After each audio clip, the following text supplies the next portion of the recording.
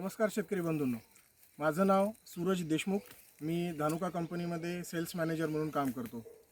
Lustre हे अतिशय प्रभावी व उत्कृष्ट प्रकारचं बुरशीनाशक जे आपल्या भागातील शेतकरी हे सगळे तूर, चना, सोयाबीन, भाजीपाला इत्यादी विविध पिकावर बुरशीजन्य रोगांपासून निदान करण्यासाठी वापरतात.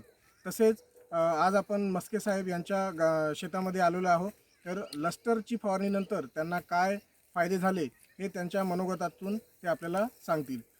मस्के भाऊ, सुरुवातीला तुम्ही तुमचा परिचय करून द्या आणि नंतर मग तुम्ही लस्टरबद्दल तुमचे स्वतःचे काय अनुभव होते हे तुम्ही आमच्या शेतकऱ्यांना सांगू शकता. ठीक आहे. माझं नाव गजानन रामराव मस्के, राहणार चिंचोर्डी, तालुका कळमनुरी, जिल्हा हिंगोली.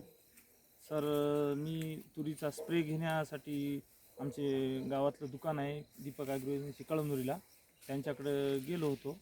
तर आपले जे प्रतिनिधी आपल्या धानुका कंपनीचे हे तिथं सहज भेट झाली माझी. बरं.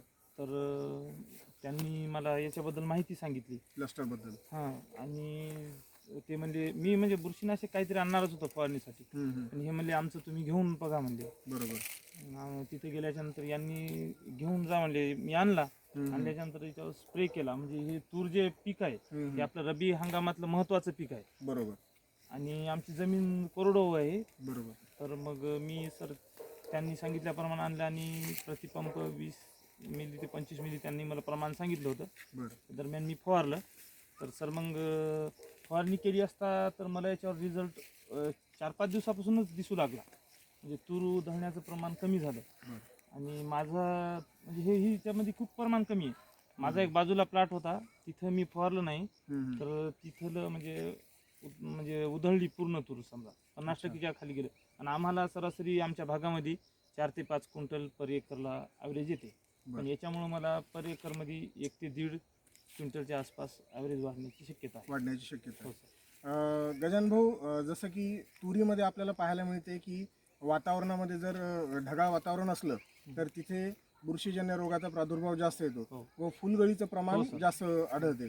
तुम्ही लस्टरची फवारणी केल्यानंतर तुम्हाला त्यावेळेस काय निदर्शनास आलं? हो सर, यावर्षी तर सुरुवातीपासूनच ढगाळ वातावरण राहिले. थंडीचं पण प्रमाण तेवढं काही जास्त नाही, मध्ये कधी जास्त पडायली. फुलगळ थांबली यानं, बिलकुल आपली फुलगळ थांबली. म्हणजे कसं, मला इथल्या रिझल्टपेक्षा माझा दुसरीकडे जे प्लॉट होता तिथे नाही फवारले, तिथली फुलं गळाली. अच्छा. आणि इथले फुलं टिकून हे माल बी तसाच राहिला. म्हणजे फुलगळ याच्यामुळं थांबली. म्हणजे तुम्हाला उत्पन्नामध्ये 1.5 ते 2 क्विंटलचं यावेळेस जे वाढीव उत्पन्न येईल असा अंदाज आहे. तर त्याच्यामध्ये तुम्हाला आर्थिक पण सुद्धा फायदा होण्याची शक्यता आहे. इतर शेतकऱ्यांना तुम्ही काय आवाहन कराल?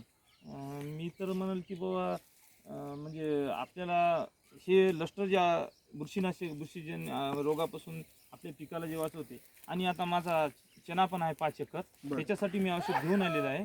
सुरुवात आहे माझा, थोडंसं उशिरा पेरणी झालेली आहे, जमीन थोडीशी पाऊस जास्त काळ आल्यामुळे चिबडलेली होती. त्याच्यावर पण मी स्प्रे करणार आहे. तर मी सगळ्या शेतकऱ्याला सांगेल की बाबा, बुरशीजन्य रोगासाठी एकदम प्रभावशाली औषध आपलं लस्टर म्हणून याचा वापर. शेतकरी बंधूंनो, आपण पाहू शकता, थोडं क्लोजअप घे, की इथे तुरीच्या शेंगा, थोडं समोर आहे, इथे तुरीच्या शेंगा अशा चांगल्या भरलेल्या आहेत. भरलेल्याचं कारण हेच की फुलाच्या अवस्थेमध्ये लस्टरची फवारणी झाली होती, त्याच्यामुळं फुलगळ फार कमी झाली. आणि फुलगळ कमी झाल्यामुळं त्या फुलांचं रूपांतर हे शेंगामध्ये चांगल्या प्रकारे झालं आणि दाना भरणीसाठी लस्टरनं चांगली मदत केली. तर मी सर्व शेतकरी बंधूंना हीच विनंती करतो की कुठल्याही प्रकारच्या बुरशीजन्य रोगापासून निदान पाहिजे असेल तर लस्टरची फवारणी करावी व आपल्या उत्पादनात वाढ घ्यावी. धन्यवाद. एक 1 टेकमध्ये